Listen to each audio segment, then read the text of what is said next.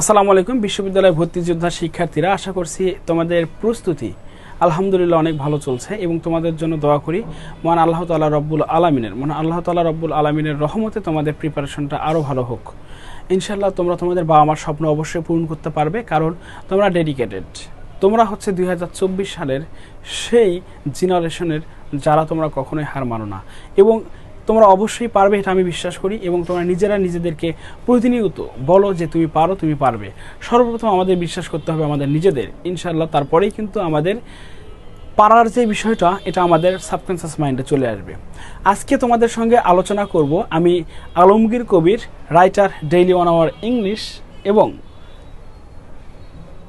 তোমাদের ভাইয়া স্যার, তোমরা যে নাম আমাকে ডাকো। আজকে তোমাদের সঙ্গে আলোচনা করব খুবই সুন্দর একটি বিষয়, সেটা হচ্ছে কন্ডিশনাল সেন্টেন্স।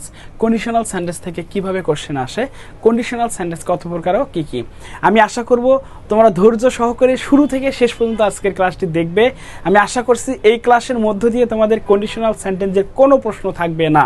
ওকে, তাহলে আমরা দেরি না করে চলুন শুরু করি আজকের এই ক্লাসটি। অভিনব, শানদার, সাজানো, গোছানো সুন্দর ক্লাস। আমি আশা করছি তোমাদের এই ক্লাসের মধ্য দিয়ে কন্ডিশনাল সেন্টেন্সের কোনো সমস্যা থাকবে না।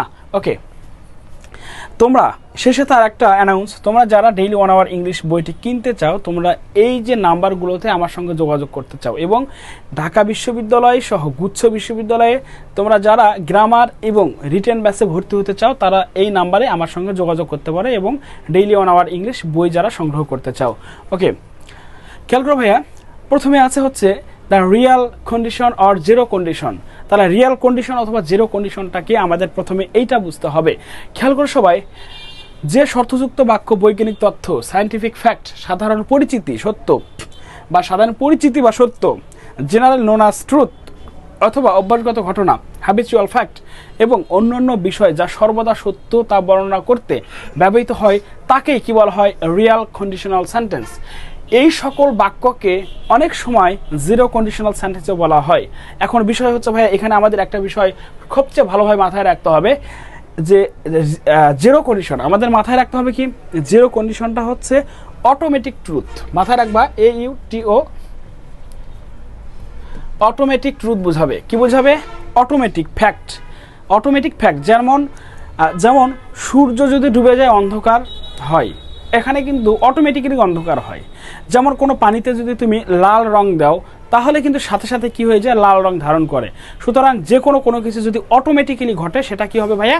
সেইটা হবে জিরো কন্ডিশনাল। ওকে, এখন একটু খেয়াল করো সবাই। ওকে, এখন আমরা পরে একটা উদাহরণ দেখি, তাহলে আমাদের বুঝতে সুবিধা হবে। যে সায়েন্টিফিক ফ্যাক্ট বোঝাবে, যেমন খেয়াল করো, milk boils if you heat it to 100 degrees Celsius. খেয়াল করো তো ভাই, এটা কোন টেন্স আছে? মনে রাখবা, জিরো কন্ডিশনালে কি হয়? এইটা যদি হয় প্রেজেন্ট ইনডিফিনাইট, তাহলে এটাও কি হবে প্রেজেন্ট ইনডিফিনাইট। কি হবে? প্রেজেন্ট ইনডিফিনাইট টেন্স হবে। তাহলে জিরো কন্ডিশনটা কি ভাইয়া? প্রথম ক্লোজ যদি প্রেজেন্ট ইনডিফিনাইট হয়, তাহলে পরের ক্লোজটাও কি হবে? প্রেজেন্ট ইনডিফিনাইট টেন্সেই হবে। এটা কি বোঝাচ্ছে ভাইয়া? সায়েন্টিফিক ফ্যাক্ট বোঝাচ্ছে যে ইফ অর্থাৎ এখানে খেয়াল করো, সায়েন্টিফিক ফ্যাক্ট বোঝাচ্ছে milk boils if you heat it to 100 degree Celsius. Okay, আমরা পরের উদাহরণটা একটু খেয়াল করি। সবাই একটু দেখো, যে হ্যাবিচুয়াল ফ্যাক্ট বোঝায় Rahim usually works to school if he has enough time. এখানে ভাই সবাই খেয়াল করো, দেখো রহিম ইউজুয়ালি, এখানে দেখো একটা টেন্স মার্কার আছে ইউজুয়ালি, এবং খেয়াল করো two school if he has. এখানে ভাইয়া এই যে হ্যাজ, অনেকেই মনে করবে একটা পাস্ট পারফেক্ট, একটা প্রেজেন্ট পারফেক্ট টেন্স। ভাই এটা প্রেজেন্ট পারফেক্ট টেন্স না, এটা হচ্ছে কোন টেন্স? এটা প্রেজেন্ট ইনডিফিনাইট টেন্স। কেন? পারফেক্ট টেন্স যদি হতে যায়, তাহলে কিন্তু হ্যাভ অথবা হ্যাজ এরপরে কিন্তু একটা কি থাকবে? V3 থাকবে।